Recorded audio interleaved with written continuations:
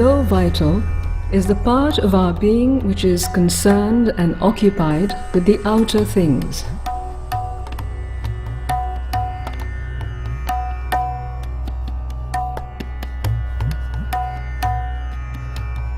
Its movements are experienced as hungers, cravings, small desires, impulses, and enjoyments.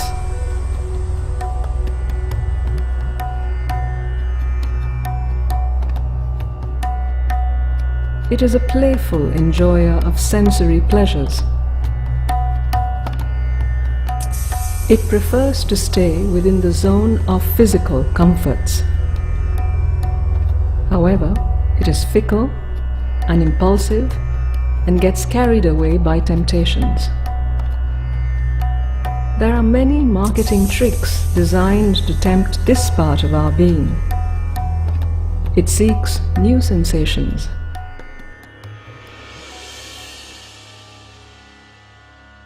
It demands immediate satisfaction of its impulses. Quarrels, jealousies, envy, and petty angers are its movements. Our likes and dislikes, attractions and repulsions are its contribution.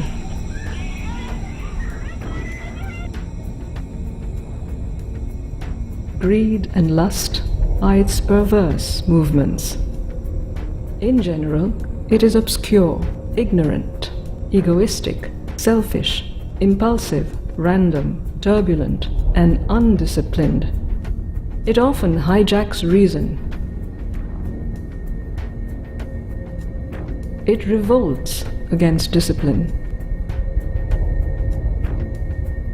It is also the seat of all our fears. Fears arise from here and grip other parts of our being.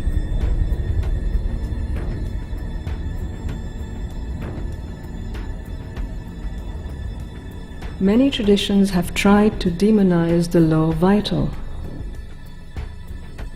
The ascetic denial is a common way. But integral yoga demands not a denial, but a mastery over the lower vital and its transformation. The first step towards such mastery is to stand back from the lower vital impulses and observe it with detachment. Then, to bring it under the control of reason.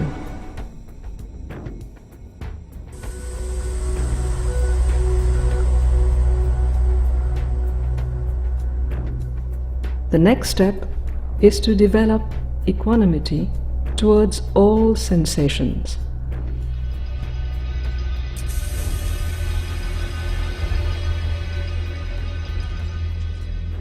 Further, the senses can be refined through beauty and aesthetic delight. When the psychic influence permeates the lower vital, it opens to a deeper transformation and refinement.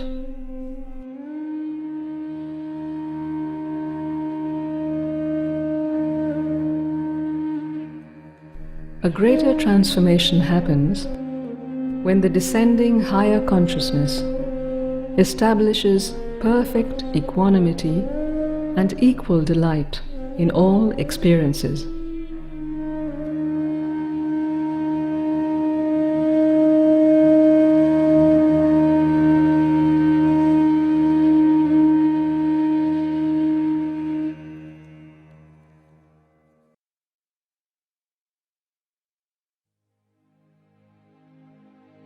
The central vital is the most dynamic expression of the life force in us.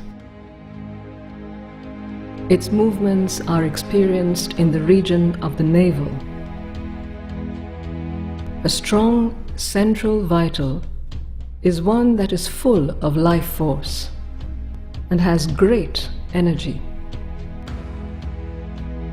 It is courageous and heroic. It is ambitious.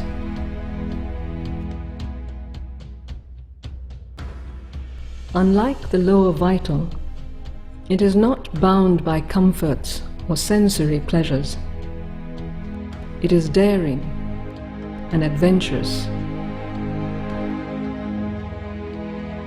A large, expansive movement is natural to it. It brings generosity in giving.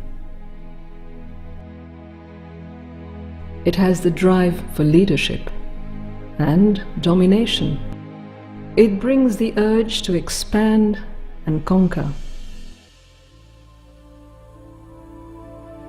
It throws itself out in the wider movements of life. It is responsive to the greater objects of nature. It is a force for action and creation, a power to fulfill and materialize. It brings forth the competitive spirit. It is ruthless. The central vital brings a stupendous play of passions into life.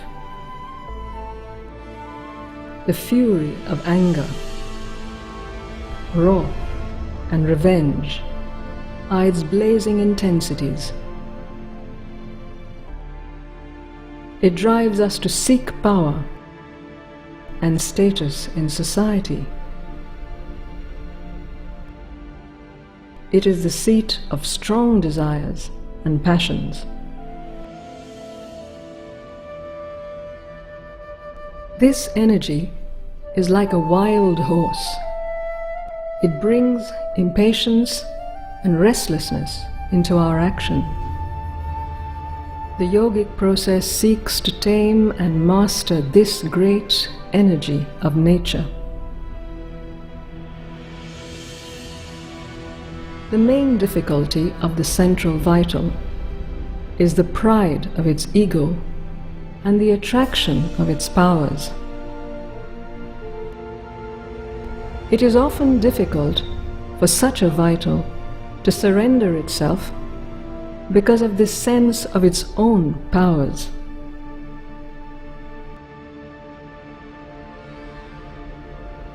The power of reason and strong self-discipline are helpful in mastering the central vital, but not sufficient. It is necessary to detach from its strong movements. This would enable us to reject its strong waves gripping the mind. Equanimity over its movements is a necessary condition. However, to transform the central vital, it must come under the influence of the psychic. In the later stages of yoga, the descending higher consciousness takes up and transforms the central vital into a divine instrument.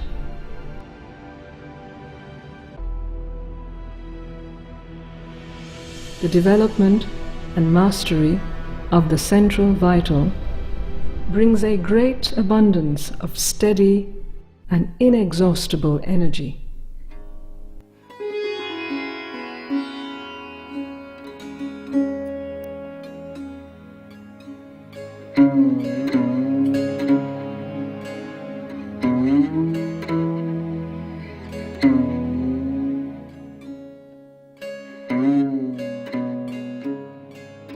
The higher vital is the emotional being in us. It covers the field of emotions rather than sensations and desire. It is the seat of all our feelings experienced in the heart region. Our love and joy, sorrow and grief, hopes and despair are the easily observable movements of the higher vital. It brings the thirst of emotional intimacy and bonding. In human relationships, emotional intimacy easily moves towards the sensual intimacy that is a lower vital movement. Family spaces are the most common playground of the emotional being. Emotionalism and sentimentality are the common expressions of the higher vital. This emotional being is responsible for our emotional attachments and vulnerability.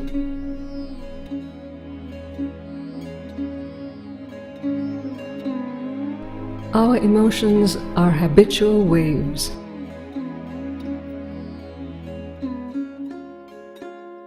Their action is largely regulated by emotive memory.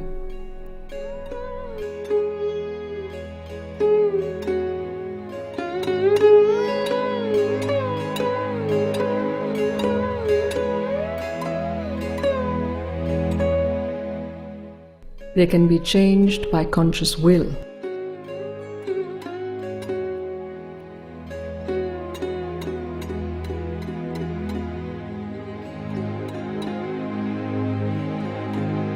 The deformations of the emotional being come from the duality of emotional attractions and repulsions.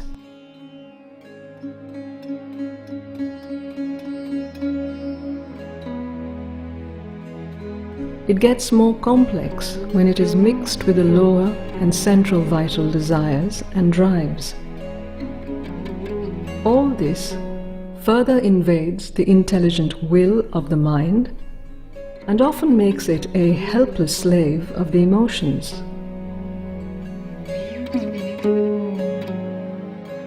A vigilant rejection of these mixtures is a necessary step in the purification of the mind and emotions.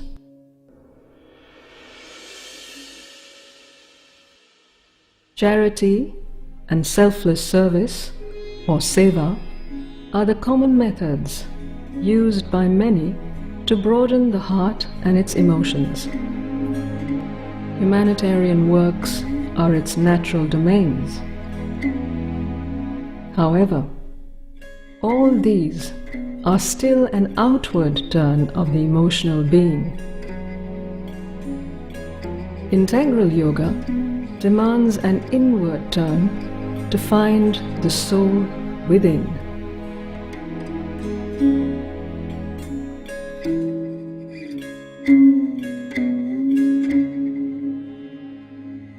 Compared to the lower and central vital, the higher vital is much easier to surrender. The more it gets influenced by the psychic, the more the emotional being gets refined. The yoga of love, bhakti yoga, turns the emotional being towards the divine and seeks intimacy and union with the divine. When the heart is purified, the vital emotions change into psychic feelings.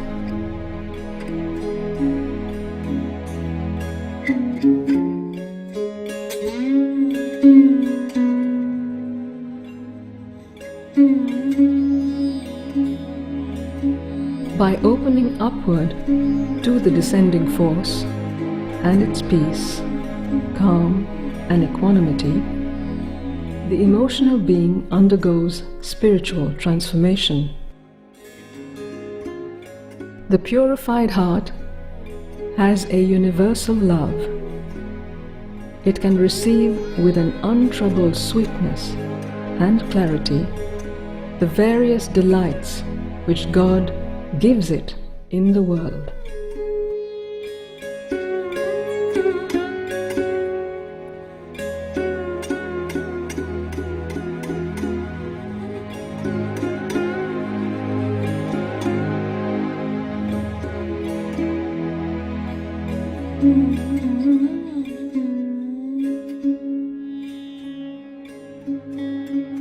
The mind deals with our cognition and intelligence. The mental vision and will are part of this intelligence. It can envision future possibilities. It can interpret the past.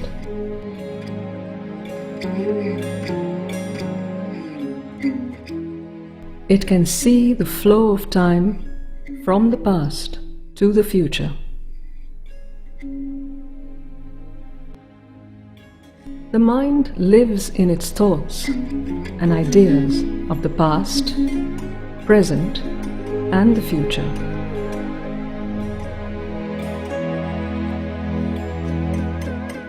Its movements are experienced in the head.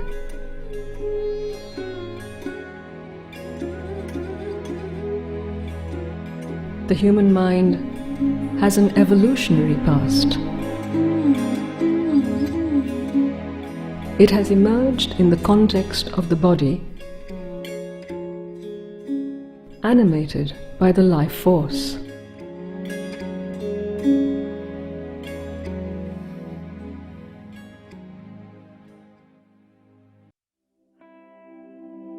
Both the physical and the vital have their corresponding parts in the mind.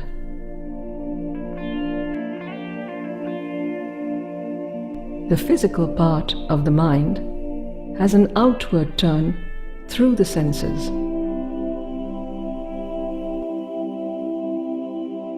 The vital part of the mind views everything through its emotions and desires. It is only in the mind proper that intelligence and will are free from limitations of the senses, emotions, and desires. In our normal state, all these three parts are mixed up.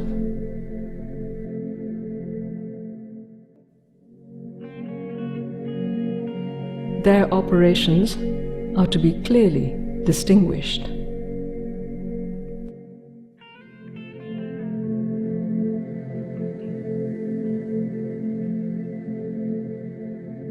However, this is only a surface consciousness.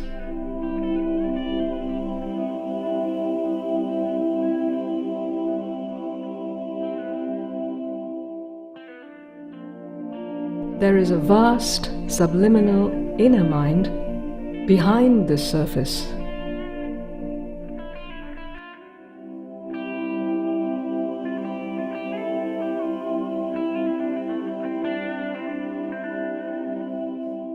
There are also the spiritual ranges of the mind above.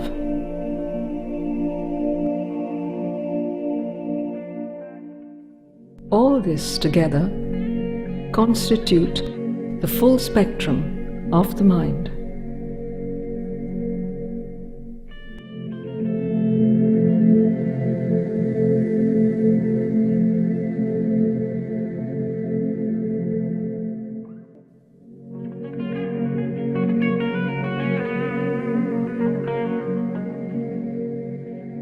In our normal waking state, we access only the surface parts.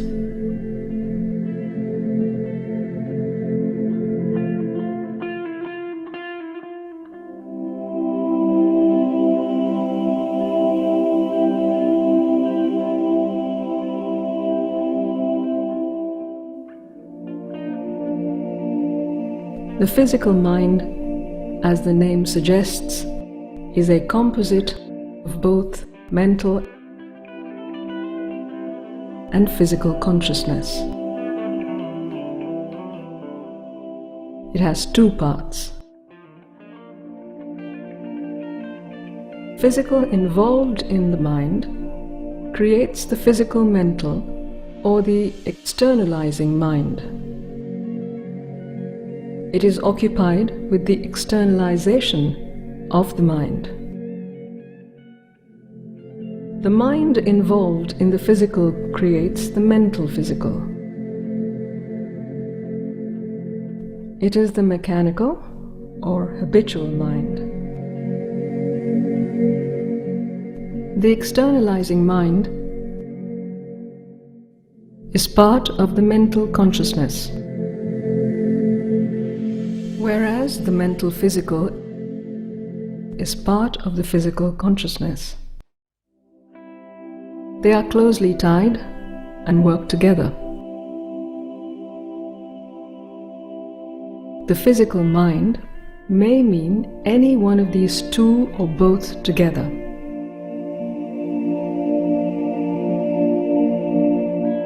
However, the externalizing mind is part of the mind proper. This part externalizes the mind through speech. It is an instrument of ordered action on physical things.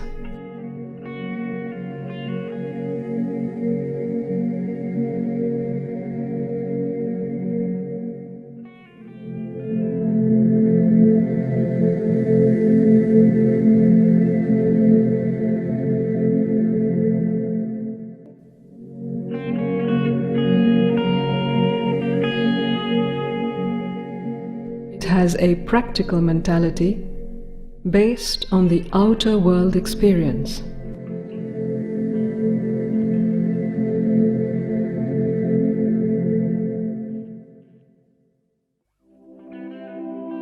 This part deals intelligently with physical things, but its reasoning depends on objective facts.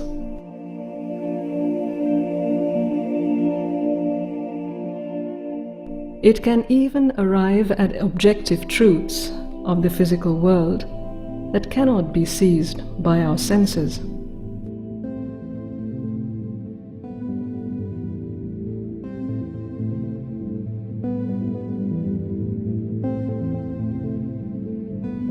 Experimental physics and the knowledge thus gathered is a vast extension of this part of the physical mind.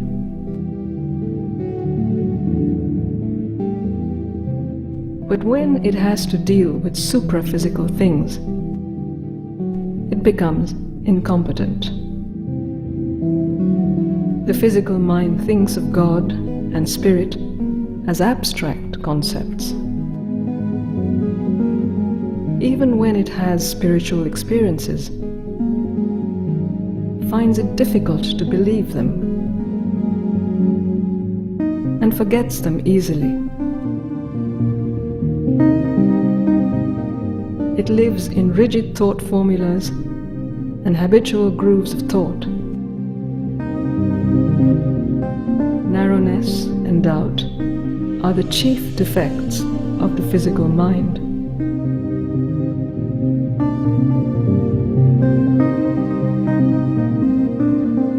The lower part of the physical mind is the mind involved in physical consciousness.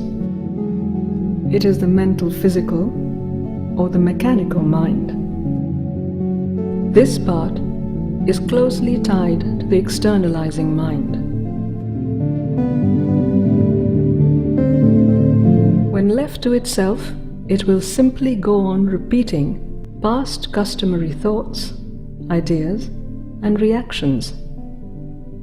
It is habitual and mechanical.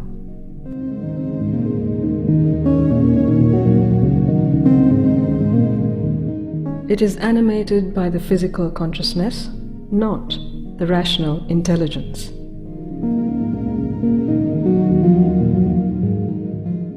It simply stores, associates, repeats, gives reflexes and reactions to outward contacts of life. The mechanical mind is necessary for the maintenance of things gained through the outer life experiences. It is by conservation and repetition that nature does that. The subconscient is the basis of conservation. and the mechanical mind is the means of repetition.